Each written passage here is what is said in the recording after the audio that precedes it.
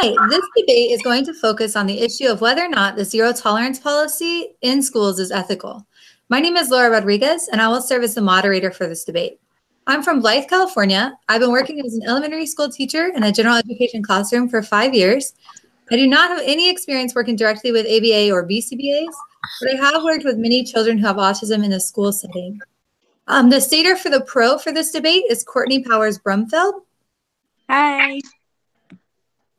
She is from Glenwood, West Virginia, and she has previous work experience with adults with intellectual and developmental disabilities in a group home setting.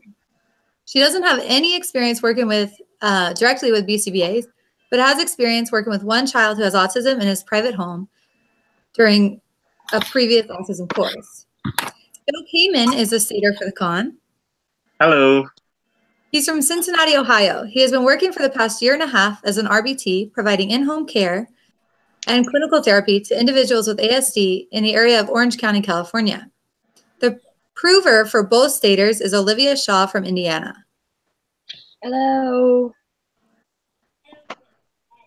Olivia has 7 years of experience working in the field of applied behavior analysis, primarily in the clinical setting. She has served a wide variety of positions, including behavior therapist, clinical support staff coordination, and staff trainer. Her previous experience includes 6 years teaching public and private schools and 2 years working in in-home group settings for adults with disabilities. She currently works with the direction of multiple BCBAs. Rachel McMichael is the attacker for both the pro and the con. Hello. She is from Indiana. She has 6 years experience working with students with various disabilities, including ASD in a school setting. She does not have any experience working alongside BCBAs. The rules for this debate is that each side will have 5 minutes for each original argument and responses. Each side will also have 3 minutes for closing arguments. We are ready to begin. All right. My name is Joe Kamen, and as a stater for the con side, I'm going to begin with the first reason against zero tolerance policies. So the application of zero tolerance policies has deviated significantly from its original intended use as a deterrent for gun and drug possession on school grounds.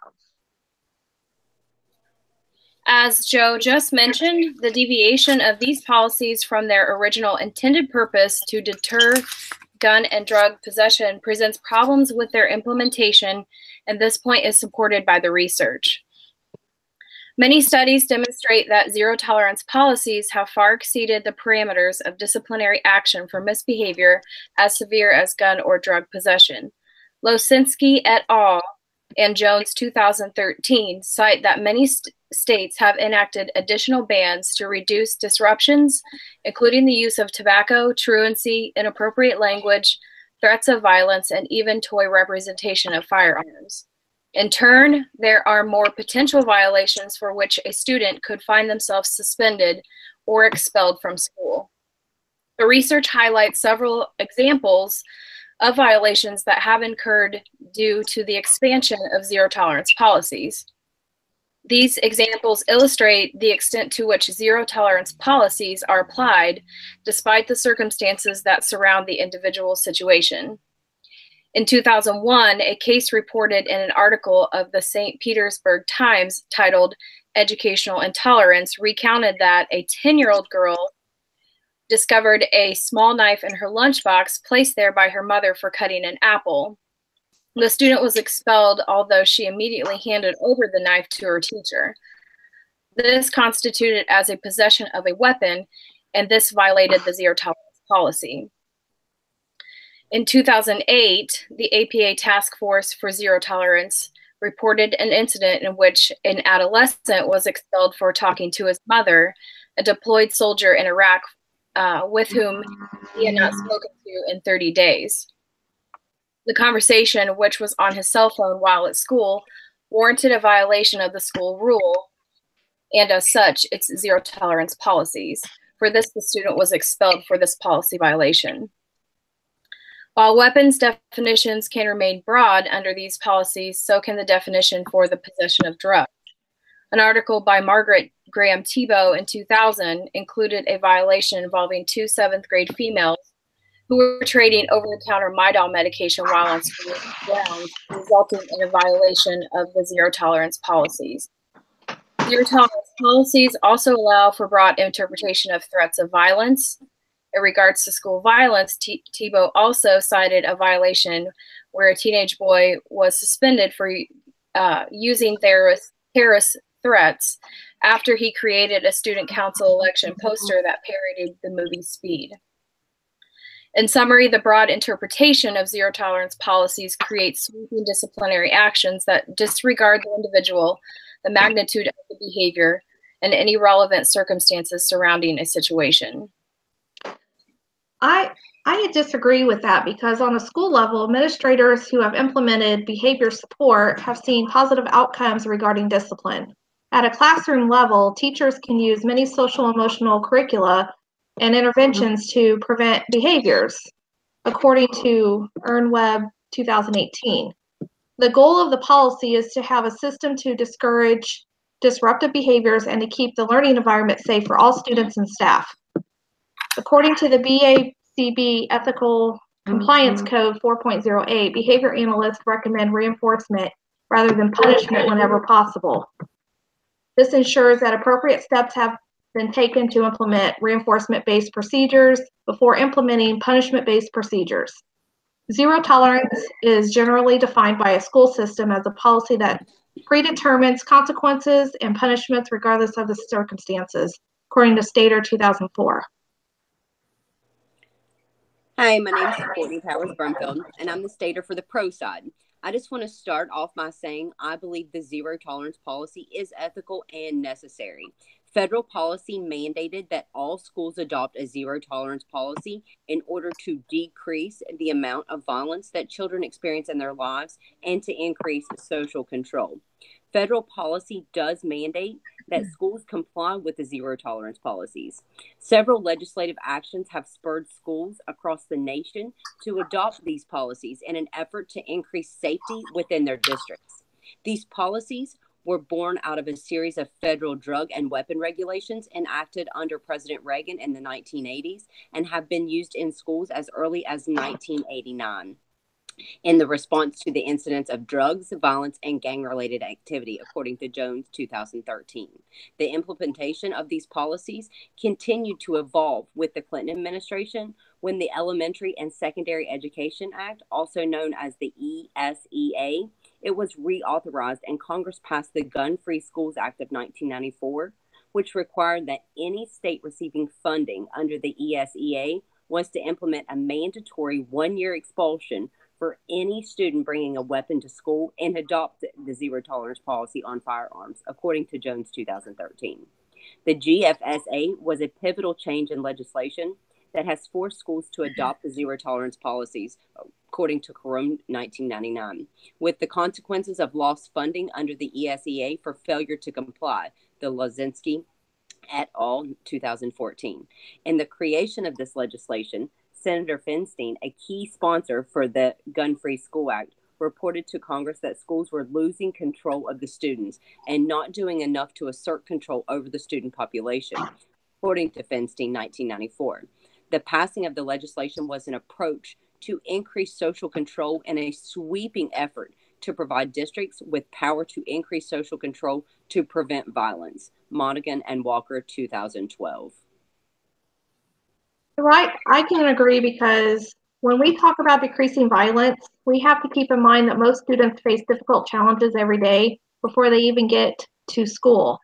Often these students are more likely to experience particularly traumatic incidents outside of the school environment.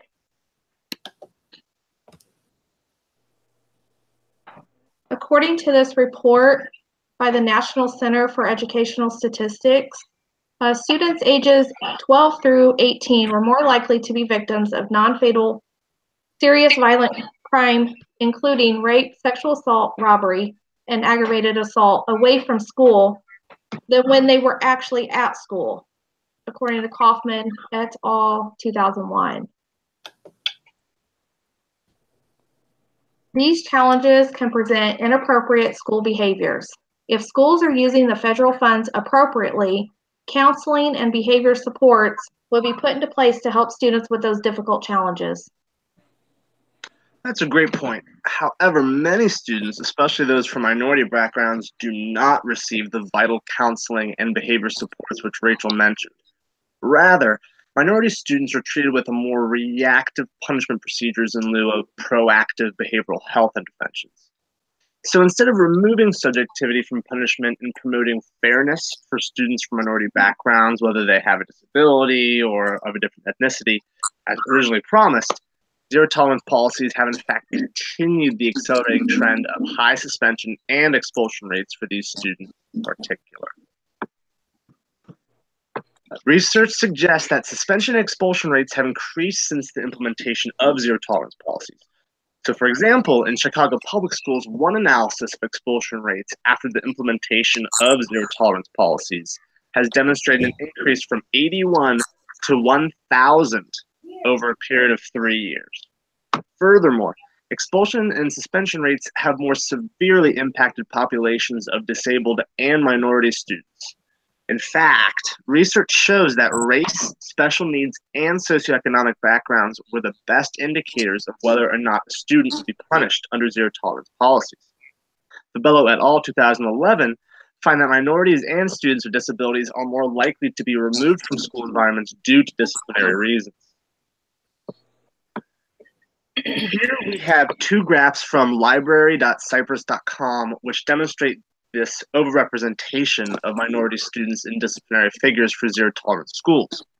On the first graph, we can see that while students with disabilities make up only about 12% of the total student population, they account for 25% of all school-related arrests. For our second graph, one can see that Black students make up about 16% of the total student enrollment, but they're actually held responsible for between 32 to 42% of school suspensions and expulsions. As can be seen from these two graphs, zero tolerance policies do not ameliorate student inequality. Instead, they seem to punish minority students to an even greater extent.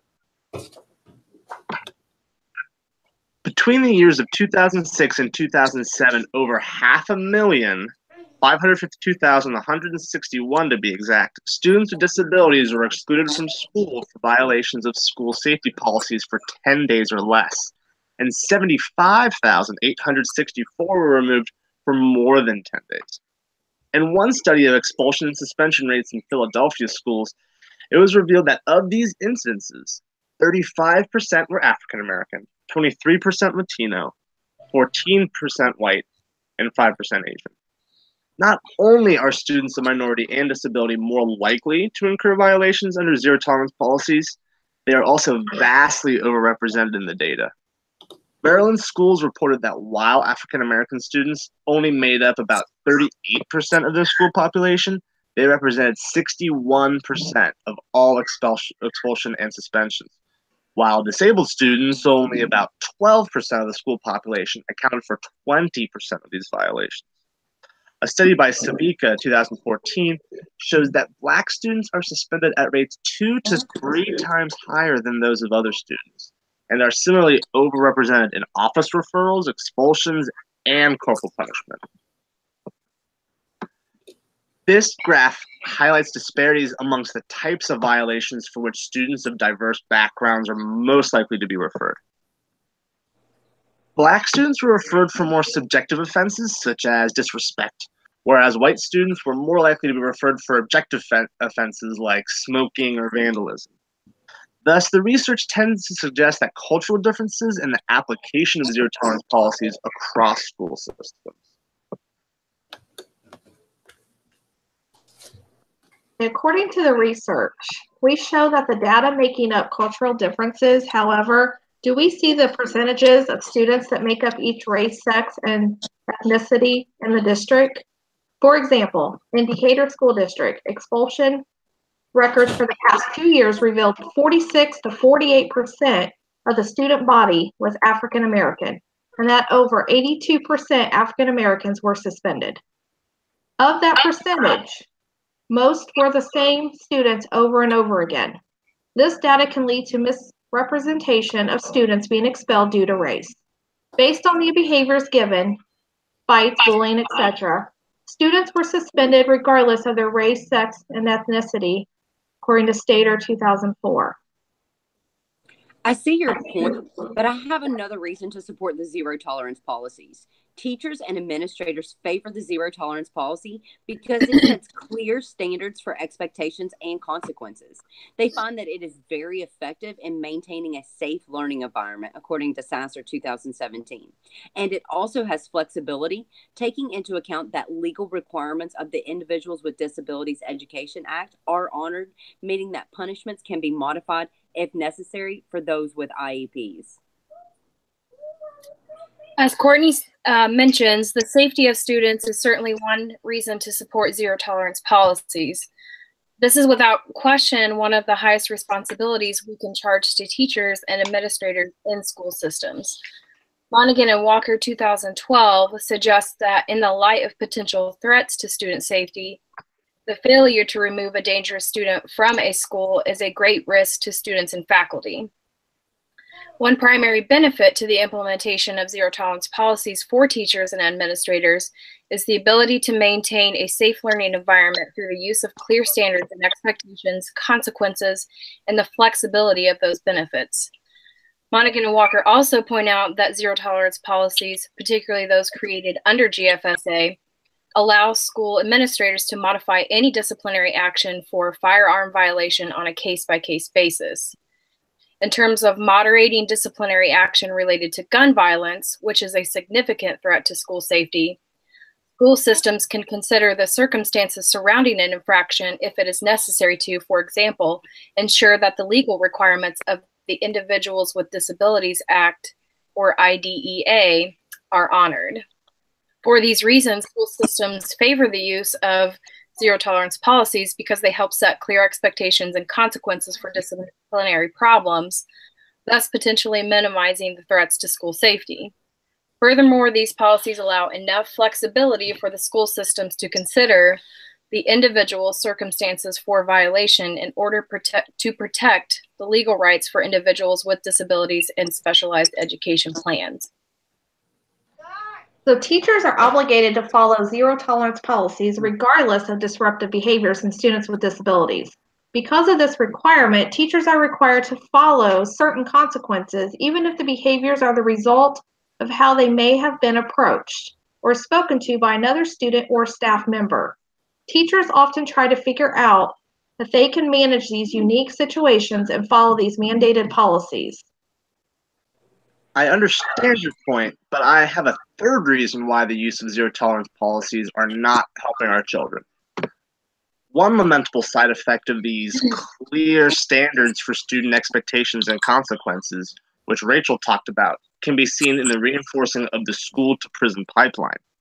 This nationwide phenomenon in schools criminalizes student misbehaviors, regardless of severity, and pushes these students into the prison systems through draconian punitive consequences. Zero tolerance policies often criminalize student misbehavior regardless of its severity and push students into prison systems through these punitive consequences. According to a review of the literature in the APA Zero Tolerance Task Force 2008, the implementation of zero tolerance policies have increased school systems' reliance on the use of more severe consequences, and of course, subsequently, the use of these policies has resulted in an increase of referrals to the juvenile justice system. Federal compliance and contingencies for funding are largely responsible for encouraging school systems to spend more money on security measures rather than alternative solutions such as anti-bullying, anti-drug programs, social workers, or counselors. Often these violations are for infractions that were once handled within the school system, but now they're viewed as more criminalized behavior. The evidence suggests that the number of these referrals to the juvenile justice system are increasing. Studies in Pennsylvania, for example, show that the number of referrals since the implementation of zero tolerance has tripled over a period of 7 years. There were over 21,000 arrests in the state of Florida alone over the 2007-2008 school year. A large proportion of these arrests were for misdemeanor offenses or for disorderly conduct. Problematic to these arrests and referrals is that the behavior criminalized often represents typical adolescent behavior. Because of their unique developmental attributes, adolescents are more likely to take greater risks and to reason less adequately about the consequences of their behavior. Thus, an adolescent is more apt to engage in behavior that would violate many zero-tolerance policies simply on the basis of their unique developmental profiles. These policies essentially set up the majority of adolescents for failure and increase the likelihood of following a path that leads to criminal behavior. Ultimately, these policies result in criminalization of minor student infractions, including charges that would never be considered criminal if brought against an adult. The increase of these types of referrals based on the reliance of more severe consequences has led to the emergence of this term, school-to-prison pipeline. The increase of police presence in the schools has decreased the fear of crime and drugs significantly over the past decade, according to Price 2009.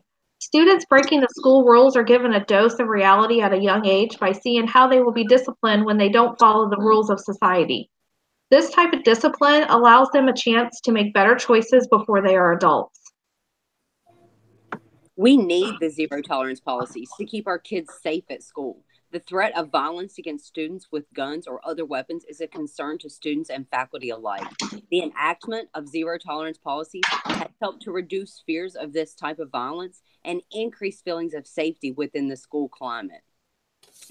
With zero tolerance policies in place, students who engage in serious violations that could be potentially dangerous to other students are subject to immediate removal from school grounds. These policies are predicated on the notion that the removal of the disruptive students will result in a safer climate for others, according to Hewing 2000. And this is one of the fundamental justifications for adherence to such a strict no exceptions rule for the school discipline. This graph shows that after the GFSA was enacted, the percentage of students aged 12 to 18 who avoided one or more places at school, citing safety concerns, decreased from 9% to 5% between 1995 and 1999. Also, students who feared attack or harm at school dropped from 9% to 5% during the same time frame, according to Kaufman 2001. Furthermore, this data indicates that students are more likely to experience violent crimes away from school than they experience while at school. Adding to the feelings of safety in the school environment, there are some schools that report increased feelings of safety resulting from the use of zero tolerance policies. Henry Foss Senior High School in Tacoma, Washington, implemented a zero tolerance policy for fighting in 1991. After 1 year, there was a 95% drop in violent behavior on campus, and this led to a record-breaking freshman enrollment thereafter, with new students indicating safety as their primary reason for enrollment, according to Burke and Hubert 1996. I agree. A multidisciplinary protocol is put into place at schools to show effectiveness by reducing out-of-school suspensions and shows an increase of graduates each school year by up to 20% overall, decreases felony rates by over 50%. This alternative plan allows the school's resources to address the reason for the behaviors and improve the student's education and behavioral outcome, according to Teskey 2011. However, contrary to the pro side's previous statement, there is no evidence to suggest that zero tolerance policies have a positive and preventative effect on student misbehavior. In fact, on the contrary, zero tolerance policies and their subsequent removal of students from schools has been shown to predict higher future rates of misbehavior and suspension. There is mounting evidence to support the ineffectiveness of punitive measures that zero tolerance policies use for student misbehavior, as Joe mentioned previously. According to the APA Zero Tolerance Task Force of 2008, one fundamental assumption regarding zero tolerance policies is that the punishments will deter students from misbehavior, thus improving overall student behavior and discipline. However, the data suggests in Sabika 2014 that suspension, expulsion, and increased use of law enforcement in school settings are themselves risk factors for a range of negative academic and life outcomes. The defining characteristic of a punitive consequence is the decrease of future occurrence of behavior. Contrarily, school suspension in general appears to predict higher future rates of misbehavior and suspension among students who are suspended. This was another notable problem with these policies, according to the APA Zero Tolerance Task Force of 2008. Jones 2013 reports that some negative outcomes of zero tolerance policies include increased likelihood for dropping out, less satisfactory ratings of school climate, and lower school-wide academic achievement. In addition to increased dropout rates, research by Losinski et al. 2014 also indicate that increased delinquency and repeat offending for the same or more severe behaviors are effects associated with exclusionary practices and their limited preventative value. To conclude, the research on zero tolerance policies tend to indicate that the use of punitive consequences is ineffective at producing large-scale changes to student misbehavior. The use of these consequences is also associated with increased negative outcomes, including increased rates of dropping out and lower academic achievement. Furthermore, as behavior analysts, it is against our ethical code, the BACB Code 4.08D to be specific, to use punitive consequences before taking steps to implement reinforcement-based procedures, unless the severity of or dangerousness of the behavior necessitates the immediate use of an aversive procedure. As such, further exploration of potential reinforcement strategies may be proposed as a solution for student misbehavior when it is not imminently dangerous. I disagree because removing the disruptive student is unsafe to everyone involved, including the student. Removal of other students within the classroom is a safer practice and allows for the process of de-escalation to begin sooner. Another reason we need zero tolerance policies is to protect students from their alleged attackers and eliminate contact between the offender and the victim and their siblings on school grounds and or transportation to and from school. Some zero tolerance policies do offer support in the form of protection for the victims. In 2001, the state of Florida enacted House Bill 267, which mandated for zero tolerance policy victimization. According to Jarrett 2002, the signing of this bill was an effort to protect victims of any violent crime from any further victimization. In the state of Florida, rates of violent crimes, such as sexual assault, had occurred in alarming rates, and the bill grew out of concerns that the state was not doing enough to enforce constitutional guarantees of a safe school environment. Between the school years of 1998 and 1999, 159 rapes and 2,830 sexual harassment incidents were reported across the state. Some examples of felonies that the bill applies to include homicide, assault, battery, kidnapping, robbery, and carjacking. The bill orders that schools take action when these felonies are committed in order to protect the victims involved. These actions must separate the attacker from the victim by whatever means necessary. Protective measures may include subjecting the offender to in-school suspension, rearranging class schedules, for example, lunch, recess, and other related activities, so that both the victim and the offender have schedules that do not coincide. The research is inconclusive regarding what effect these protections have on future school violence. However, these protective measures are one step school systems can implement alongside zero tolerance policies to promote a safer school environment. I do not see that there are any other states other than Florida that's mandated with a zero tolerance for victimization of students bill. Do we know if this bill only applies to Florida? Thank you for bringing up your points and counterpoints. We will now hear closing arguments from both sides, starting with Joe. Okay, so we believe that schools should stop using zero tolerance policies for these reasons. Because the use of zero tolerance policies has changed from its original intended uses. Zero tolerance policies continue to show high trends of school removal for minority students. Zero tolerance policies serve to strengthen the prison to school pipeline. Zero tolerance policies have also not proven effective in reducing this behavior, but instead predict higher rates of deviancy And instead of using ineffective and often harmful zero tolerance policies, school administration should focus on alternative preventative systems such as school-wide positive behavior supports, or SWPBS. We believe that schools should continue using zero tolerance policies because the zero tolerance policy is a federally mandated policy. The zero tolerance provides the students and teachers and staff with the reassurance that their safety is being protected by federal law. Zero tolerance is favorable amongst teachers and administrators due to the unbiased decision-making on the punishments. And zero tolerance ensures victims and their siblings that a no contact order will be in place between them and their offender. Great points from both sides. At this time, we will answer questions that have been submitted for the debate. Question number 1.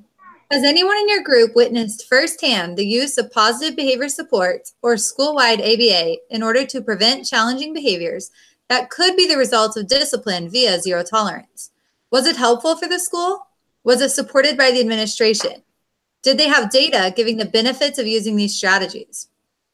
If you haven't seen this in action, give an example of a scenario in which a specific behavior support could be implemented to prevent or de-escalate certain situations that could lead to zero tolerance discipline. Well, the answer is that I have worked in 2 different elementary schools, one in the state of Colorado and one in California. In both of these schools, we had a school-wide positive behavior incentive system. Students could be rewarded with paper tickets for following school rules. And the tickets could then be used to purchase rewards from the teachers, depending on the teacher and what they wanted to do. For kindergartners, maybe little toys, trinkets, things like that. For older kids, sitting in a special seat, extra computer time. So they could earn these rewards. Or they could be entered into school-wide drawings for prizes. In both schools, students who did not receive an office referral throughout the month would be invited to participate in a special event at the end of the month, such as a popcorn party, a dance. We call it Growl at the school I work at now, where it's sort of a free play and they can buy snacks and do a field day type thing. Electronics parties, things like that. But students who did receive a referral during the month are not invited to this event, and they have to go into a reflection room and reflect on why were they not invited and how are they going to do better next month. Administration at both of the schools that I've worked at have been really supportive of PBIS, and data showed there were less occurrences of problem behaviors at the school after PBIS was implemented compared to before the implementation. PBIS requires teachers to actively teach the expectations and the rules throughout the year and to encourage students to follow them. So it's not just we expect them to know the rules and follow them, we teach them over and over and encourage kids to follow them. Even though students can earn this reward, some students did still struggle. I want to show this graph really quick. This is the PBIS framework. Just one second as I pull it up. Okay, this is the PBIS framework. And for all students, we have the Tier 1 or the universal. It's school-wide cultural responsive systems for students. Tier 1 interventions work for about 75 to 85% of the school-wide population. And that's the paper tickets, the incentive parties, things like that at the end of the month. Now, Tier 2 works for about 10 to 20% of students, or is needed for about 10 to 20%. And this is a selected intervention. These are students who they still have some challenging behaviors even after using the universal intervention. So things like social skills groups, checking in with a mentor teacher, allowing them to be a helper, things like that, that not every student can do, but it really helps those students who just need that little bit of extra support. Then we have Tier 3, which is targeted or intensive. So if Tier 1 and Tier 2 have both been implemented and a student is still really struggling, we can do some really targeted or intensive interventions where these students might receive an individual behavior plan. They might be put on a behavior contract. And a lot of times the students are involved in creating these contracts and creating these plans, so they're more likely to uphold their part of the deal. In one of the schools, I had a student in my class who was coming off of expulsion for breaking the zero tolerance policy. he had apparently attempted to punch a teacher in the face, which sort of makes sense about why he was expelled. But when he came back, it was extremely difficult to connect with the student and to encourage positive behavior. He felt like no one at the school really cared about him and that he was better off when he was expelled. It turns out that his family reported that he crossed state lines and he actually never attended school while he was expelled. He was definitely a student who needed Tier 3 support. And it was really challenging because he thought, if I get expelled, I can sit at home again and do nothing and it will be great. We didn't want that to happen. So by providing the Tier 3 support, we wrote a behavior contract. He helped create it. He came up with some reward ideas, some consequence ideas, and he was involved in it. And he appreciated that we included him in that. By the end of the year and throughout the next year, his behavior improved immensely and he was able to move down to just Tier 2 supports. He tries harder at school and seems happier now when he's in attendance. He still struggles with some positive behaviors, but expulsion to the zero tolerance policy seemed to do more harm than good for this student. So that's sort of my experience with PBIS in the school. Question 2. Do you feel that there could be a combination of positive behavior supports and zero tolerance in schools? I think that if we are going to continue to use the zero tolerance policy at all, it needs some major revamping. The zero tolerance policy was implemented to keep students safe at school from other students who brings weapons or drugs to school. In order to continue to keep students safe, we do need to have a zero tolerance policy on violence and on safety violations. When students bring guns, knives, or drugs to school, we need to look at the facts and determine the student's intentions. If it's a real gun and that student intended to do harm to others, then that student should be impacted by a zero tolerance policy. If it's a water gun that a kindergartner brought for show and tell, they should not be subject to the zero tolerance policy. They shouldn't be expelled for that, as we're then taking away education for something that was not that extreme. If a high schooler brings Motrin because they haven't been feeling well and need to take one during their lunch hour, that's really different than a high schooler bringing ADHD medication and sharing it or selling it to his friends. I think it would be possible to have a zero tolerance policy on violence, but only if the policy takes students' intentions and circumstances of the event into consideration. Suspension and expulsion can do more harm than good for students. When they are suspended or expelled, they're missing out on valuable educational time, and they could be receiving a message that we don't think it's important for them to be at school, that it's not the most important thing. A positive behavior support system can be very successful in some of these cases and can help these students, whereas zero tolerance policy, as they currently exist, will do more damage than help. The Ethical Compliance Code 4.03 discusses the need for individualized behavior change programs. I believe that combining PBIS and a zero tolerance policy, we can tailor behavior change programs to unique behaviors in individuals while continuing to prioritize the safety of everyone in the school environment. We have now come to the end of our debate. I would like to thank all the participants for their informative and research-based views on the issue. Thank you to everyone who has tuned in. We truly appreciate your support. Bye.